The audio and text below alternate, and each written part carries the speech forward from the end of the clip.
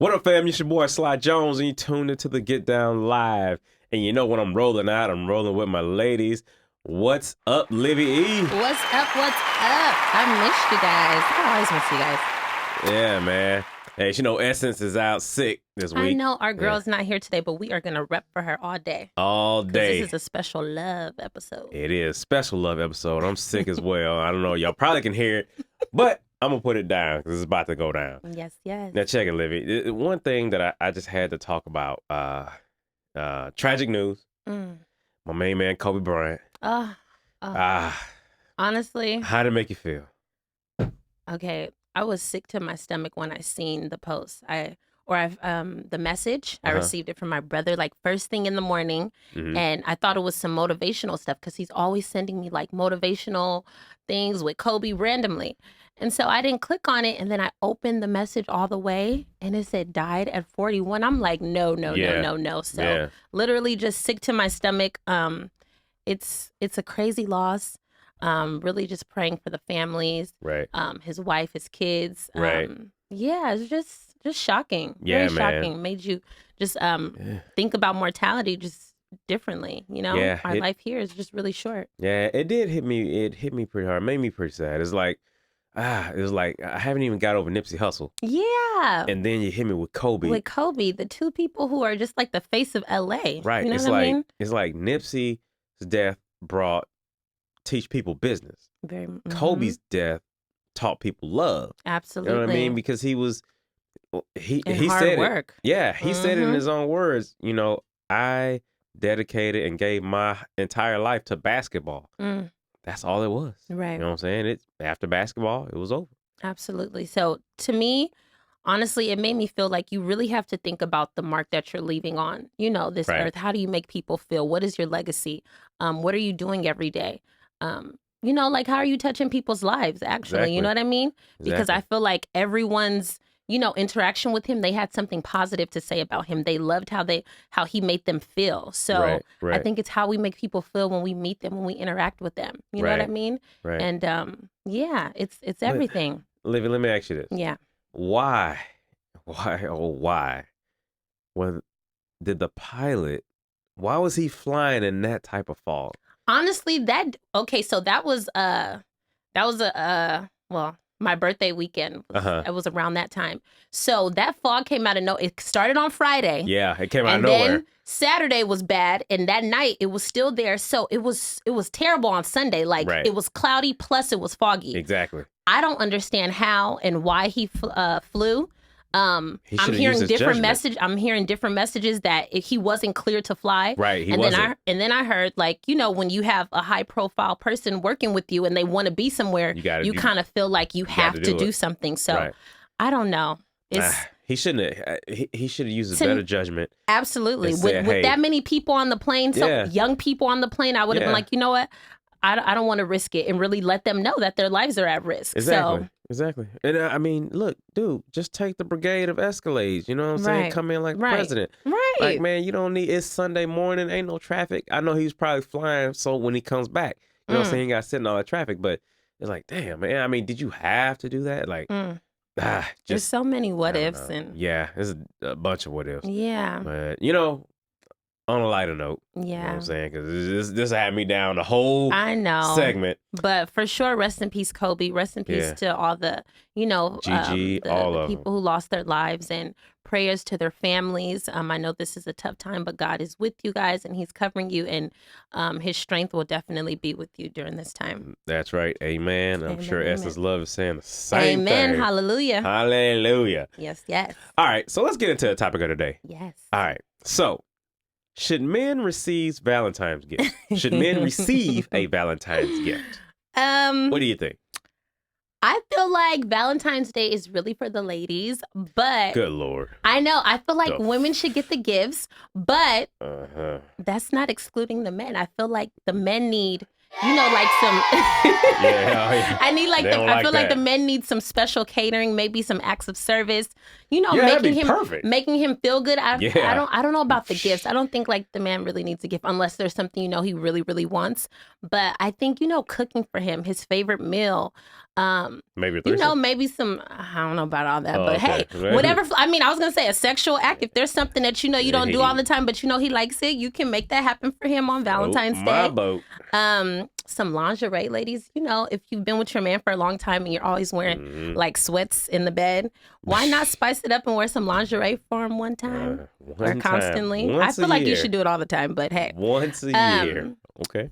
Maybe a special dessert, so a special gift. But I think ladies need an actual gift. That's what I think. Oh, okay. Yeah. What are your thoughts, Slime? Men should definitely get gifts for Valentine's Day. Okay. If you spending on her, she should be spending on you. Mm-hmm. And, I mean, I don't know if men get, they might not want a little piece of a woman. They might want something like, hey, I bought you a $2,000 necklace. You can bring me some Kobe's, bring me some LeBrons. You know what I'm saying? I want all that good stuff. You feel me? Hey, I want a nice necklace too. You feel me? But what about some chocolate? I would definitely take some chocolate. Some chocolate, some nice chocolate. I would love some chocolate. So if you spend $2,000 on a necklace and she brought you some chocolate, how would you feel? That wouldn't work. No, it's not gonna work. Why not? Because I want. All right, you buy me some chocolate, then give me $1,900 in cash. Would be good. Oh, you know what Lord. I'm saying? I mean, I don't know. It's from the heart. I think I'm old school. I just feel like you just gotta, cater to your lady, do something special for her. Yeah, it's cool. I mean, it's all from the heart. You know what I mean?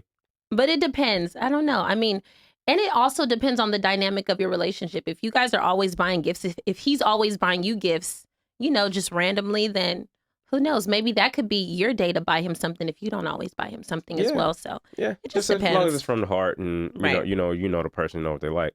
But check it. We got a special guest. Yes. And I want to bring him in because I want to ask him the same question. I want to know what he thinks. We finally get some men in here, you know what I'm saying? Mm-hmm. So, and the women are outnumbered today. I know. That's his love. You feel me? Ladies, this is a bunch of some chocolate in here today, so y'all missing out. Exactly. Well, without further ado, I want to bring in my main man. He's a photographer. Yes. Coming in and taking pictures everywhere. I hear that, you know what I'm saying? He's doing his thing. I want to bring in Mr. Rasheed Prescott. Woo! What up, Rasheed? What's up? How everybody doing? Great, man. And he hit us with the Barry White voice, too. You know what I'm saying? What up? You know what I'm saying? I'm sick. Yeah. No, Rasheed, what's up, man? Tell me a little bit about yourself, brother, and your business and your photography and stuff. Man. So been in photography since about 2012, around the same time my daughter was born. Mm-hmm. Was looking for a way to make about, $250 to $500 extra a month. Mm-hmm. It was a process though. I recognized that it was going to take time to build up a clientele, but I was invested in it. Mm-hmm. Didn't really happen like I thought it was going to happen. Bought a camera, and next thing you know, it was like, well, it's not me. It's the camera. The camera isn't taking these pictures right. Right? Right. That's how I be feeling. Right. So yeah, exactly. That particular camera was, I don't know, roughly about $1,200 from Costco. Take it back. No. You know what? I kept it because I figured I was going to need a second camera at some point. So I played with it and, thought every excuse in the book. Went back, told my wife, like, look, this ain't the camera for me. I don't want to sell it, but this ain't the camera for me. Mm-hmm. So then at that time I had looked up a Canon 6D. Okay. Get the camera. I'm researching it, and the camera, the body alone, so that's no lens, was about $2,200. $2,200. People don't know how much these cameras cost. I know. A lot of money goes into it. Even just the lens and all that. The lens is the key, though. That's right? the key. The lens is the key. I didn't know that, though. I just learned that, too. So I tell my wife, I said, look, I want this camera. I'm really trying to, tap into this venture. She looks me in the eyes and said, look, you buy this camera, you better make it work. Damn right. Did she get it for Valentine's Day? So y'all can't see my face, but no, I didn't. I bought it myself. I was asking permission to spend my own money. Yeah. That's no how it goes. Love. So that happened, man, and things started to come together. I had started a company, one of my good friends, another photography company. Mm-hmm. Within that, things were good. We were learning the ropes, trying to figure out what to do, what not to do. Fast forward 2019, my wife and I were talking about her quitting her job. Okay. And so she was like, well, this is what I want to do. And, the big men upstairs had other plans. So we were preparing for her to quit her job. Yeah. We talked about some finances, some figures that we needed to see in the bank so that we can obviously make sure we're secure. Yeah. Like I said, the big man had other plans. She ultimately, her childcare company lost their funding and she ended up getting laid off. So we had to make it work at that point. Gotta make, hey, it's like, hey, I'm thinking about quitting my job. Okay, well, no. They let me go. Okay, Right. so all right, faster than we wanted. Let's you know do what I'm it. saying? All right, It's now okay, we gotta that do means it. it's go time. It's go Yeah. time, That you means know, it's and go time after that. and so at that point, right around that time, I started my own individual photography company, and then just based on the circumstances, you know, I kind of ventured off and kind of did my own thing, and that's pretty much where I am now. And you're based in Los Angeles, right? Los Angeles, Long Beach, Bellflower, yeah, pretty much. Oh, okay. Yeah, I just pair it all together. Yeah, Yeah, it's just- everything's Los Angeles. I mean, even San Francisco is Los Angeles. You know what I'm saying? Especially with them prices. Right, exactly. So tell us how what type of photos do you do? Tell us more about your photography specifically. So initially, I started off as a natural light photographer. Okay. So outdoors, you know, under the sun, using different tools to kind of help manipulate the sun, manipulate light a little bit. As of right now, I would say that is still my strength. And I think that for me, I wanted to have a specific niche. But you know, in business, sometimes people, they don't really care about your niche. They want to hire you to do a job. Exactly. And so at this point, I'm slowly transitioning into studio photography. That's going to give me a little more variety of what I can do, given the elements, and then I can obviously include different props or whatever that I need to. In natural light, is that so? Like wedding photos, is that more so natural light? It depends. So anything indoors historically is not going to be natural light. Right. So if it's an indoor wedding, it's probably, you know, an on-camera flash or an off-camera flash. Okay. If it's an outdoor wedding, different ball game. Right. Oh, So okay. at that point, Okay. you're probably using natural light, maybe some on-camera flash and off-camera flashes. But outside of that, you don't really have a whole lot to deal with because you're maneuvering through a whole bunch of people. How important is lighting? Because that's something that I just learned. The importance of lighting. Some people just study lighting. Tell me more about that. You know what? I think lighting is important, but at the same time, this is the beauty about photography. You can have one subject, right, such as yourself, and you can have 100 photographers in one room taking the exact same photo, and you're going to get 100 different images. Right. So again, lighting is important, but at the same time, it's subjective to the photographer. I might be going for a really dark, shadowy look, whereas another photographer might be going for, you know, a clear, crisp picture. It doesn't mean that it's good or bad. It's just art. Yeah, I feel you. Any celeb photos? You know what? So I haven't had the privilege to photograph any celebrities. However, I've ran across this celebrity photographer named James Anthony. Met him on Instagram, and it was funny how it got. One of my buddies sent it to me, and you know, he was like, "Hey, they're looking for a celebrity photographer assistant." And I'm like, "It's Instagram. Like nothing's gonna come from it." Right. So I sent over all my information they requested. It only had 11 likes. So you know, in our world, 11 likes means That's nothing. It's nothing. Yeah, it's You know nothing. what I'm saying? And I got a call back the next day. So Hey. I worked with we worked with Angela Simmons. I worked with him. That's with Russell Simmons' wife, right? Or No, daughter. daughter. Daughter. Okay. I worked with him, and he photographed and I assisted Bradley Bill's son. Okay. We also worked with Estelle. Super cool. Estelle's so cool, man. Really? Yeah, super cool, humble. Isn't that London boy, right? Yes. Yeah. Yes. Yeah, Sorry, exactly. I forgot. Yeah. how the song- I wanted you to sing some more. Take me on a trip on Yeah. the coast.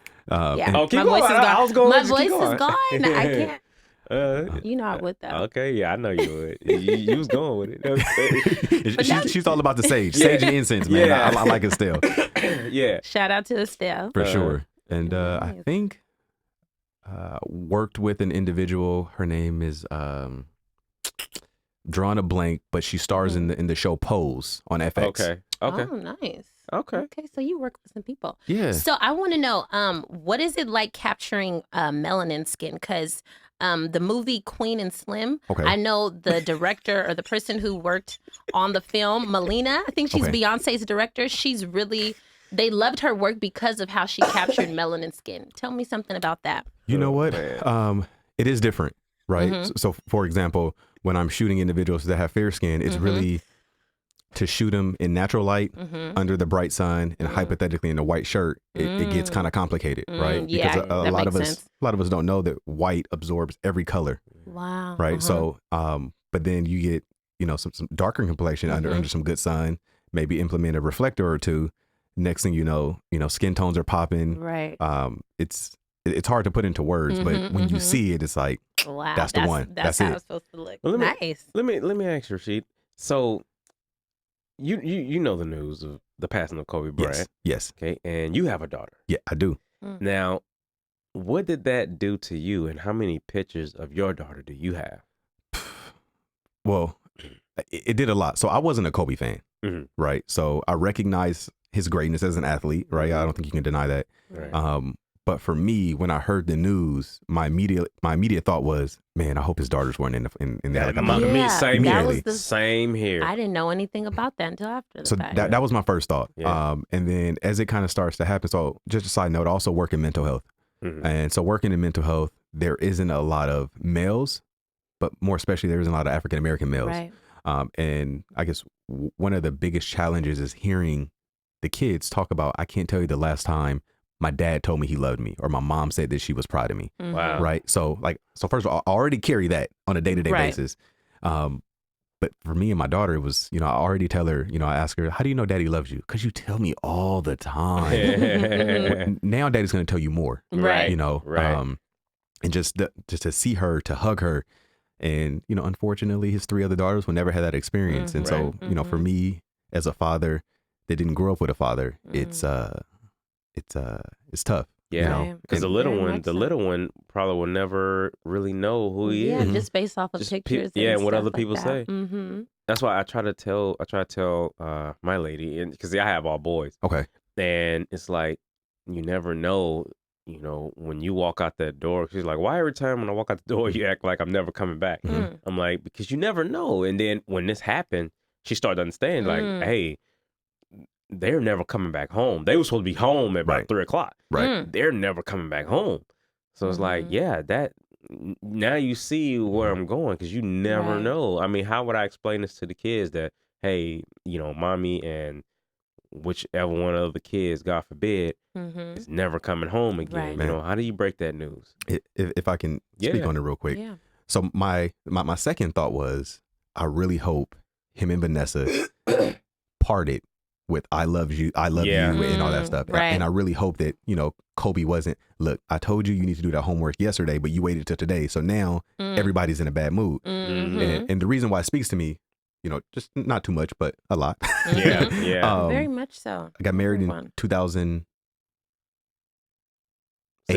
2008. I got married in 2008. I was gonna get it. And leading up to the wedding, it was like a Wednesday or Thursday. My sister calls me. Joking like we do, but I'm in wedding planning mode. Right. I don't have time for this or that or nothing else. Kind of go off on her. She didn't come to the wedding, but she was never coming to the wedding. That was on a Saturday. Sunday, I got up that morning, early flight, went to Jamaica, didn't have any service. This was when 3G was it, and she was brutally killed on my honeymoon.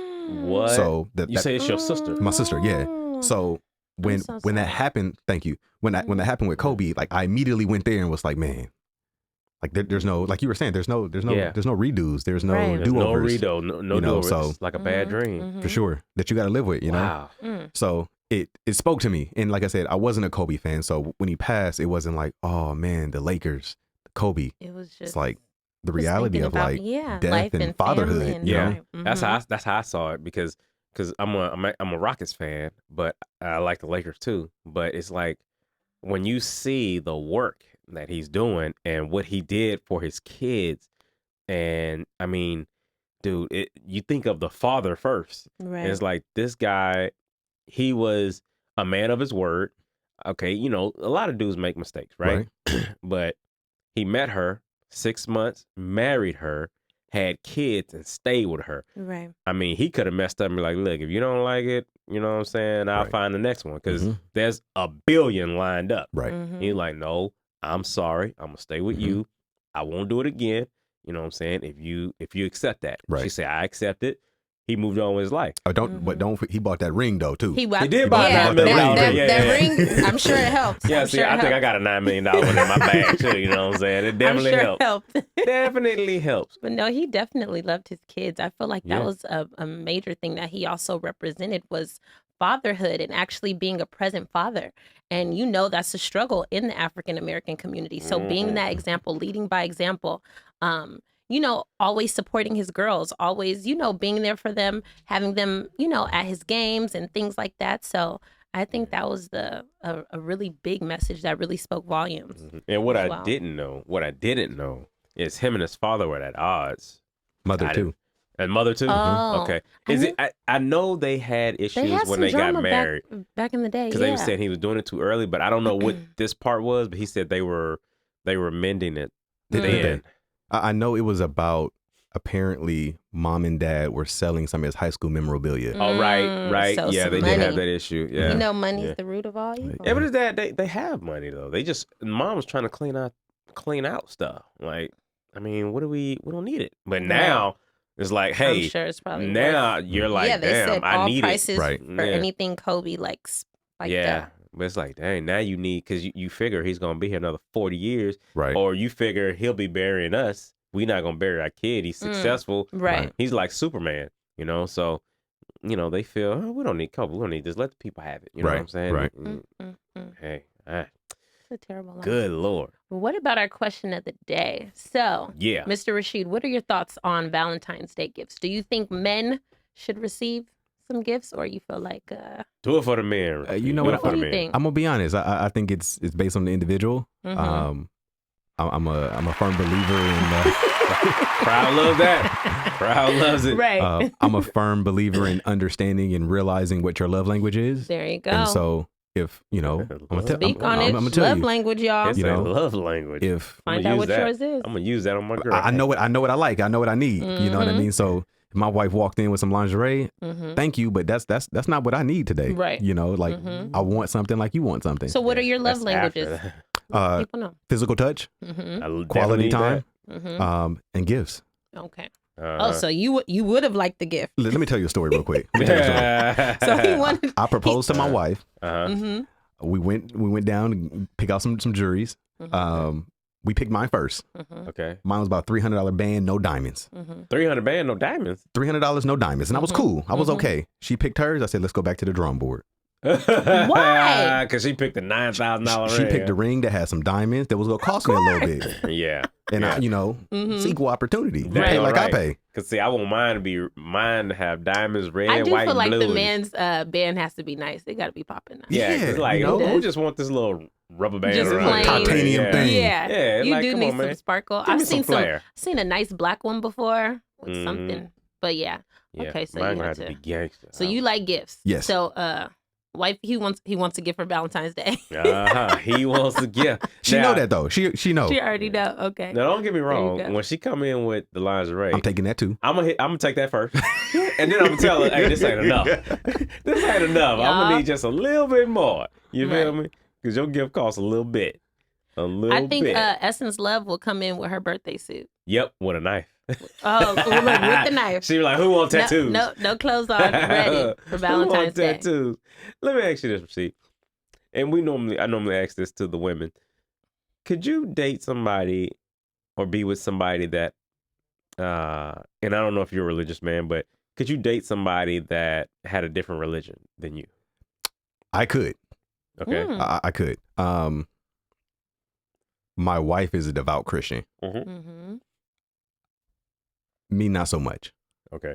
Right. Now, when you say not so much, like you don't believe in God, or you don't like go to church as much? Or? No, I don't go to church.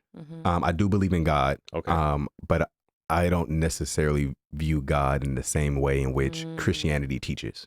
Okay. So if she was Jewish or Muslim, if she was Jewish and you were Muslim, could that work? It's tough for me to say simply because I don't necessarily, fall in line with any religious ideologies, right? But I think that I would. I think that I would, and I think that I could. Okay. That's interesting. All right, yeah, that's very interesting. But I do think it would make it complicated, though, right? Make it complicated. Based on beliefs and what this particular religion says the woman should or shouldn't do, and vice versa.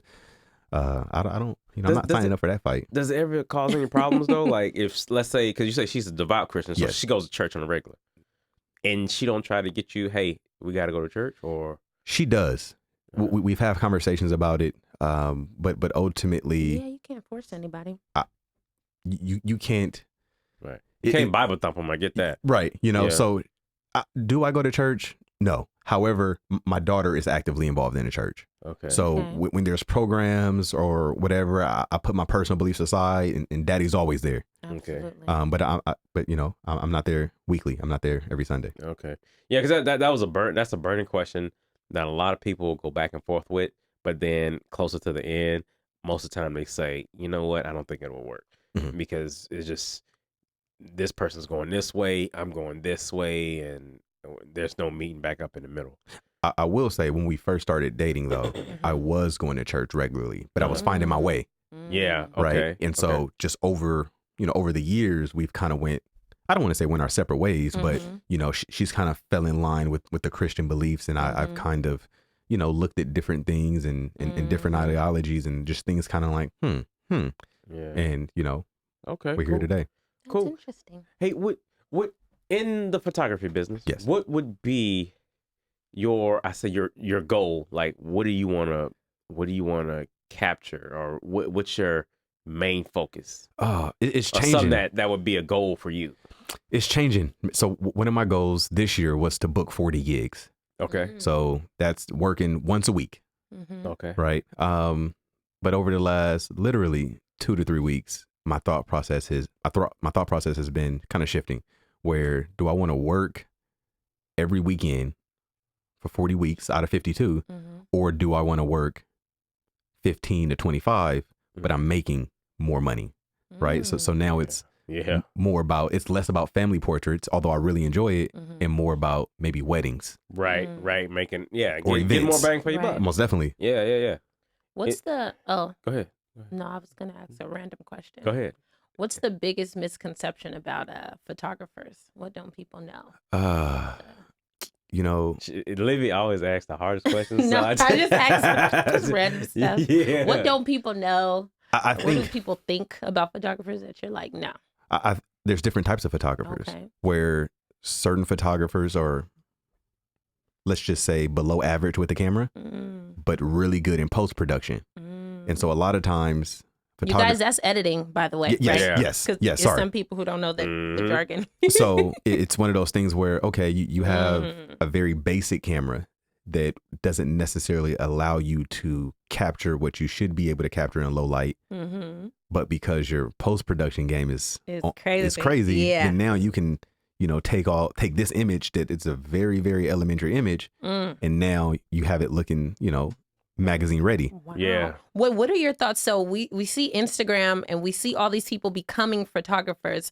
What are your thoughts on that? You know, I think it's art. You think it's okay? I think it's art. It depends though. So like for me, you know, in post-production, you have Lightroom and you have Photoshop. They fit very similar, but Photoshop will give you more capabilities. Right. Personally, I'm more of a Lightroom post-production kind of guy. And this is my thing.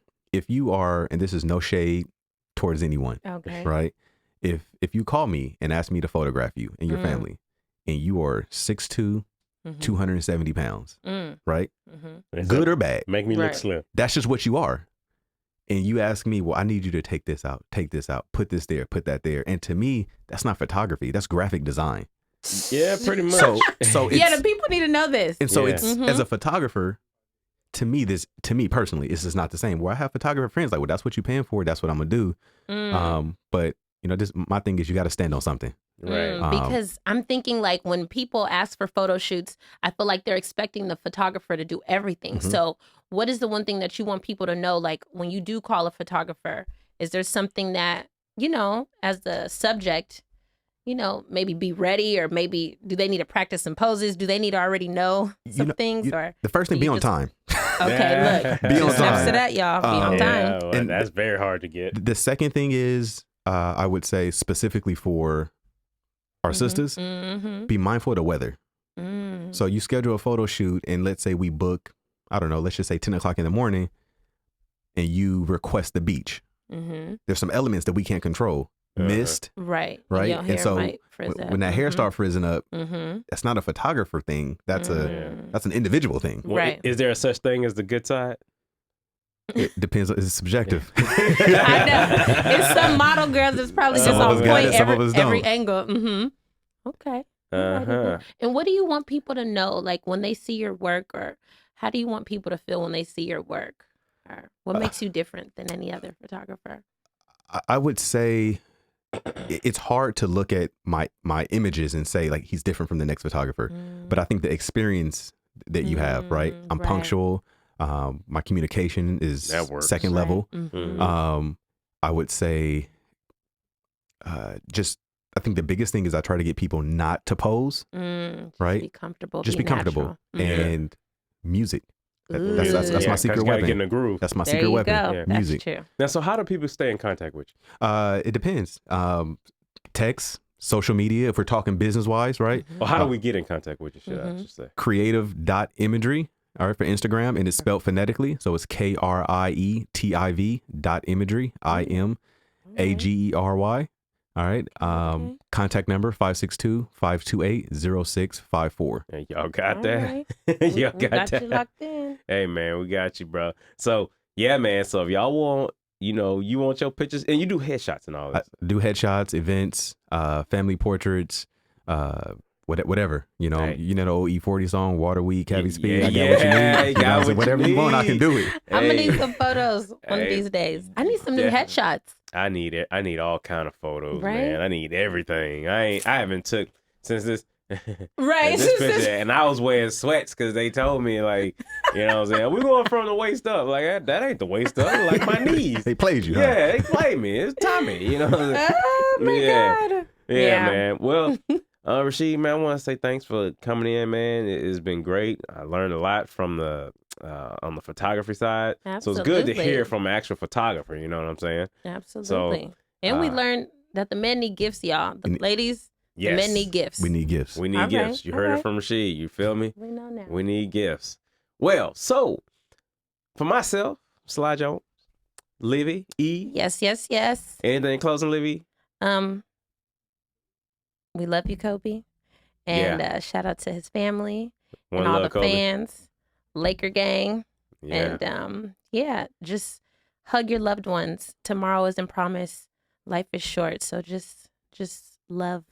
Love. Yes. All right. And we miss you, Essence. We'll see ya. Yeah, Essence, we'll see you. Rasheed, thank you once again. Thank you so much, Rasheed. Thanks for coming through, man. Oh, show, man. And like, hey, look, you need a photographer. We got Rasheed up here, man. Let her talk to me. Krietiv Imagery. Yeah, that's right. Krietiv Imagery, baby. That's with a K, right? Yes. Okay, that's with a K. KRIETIV.imagery.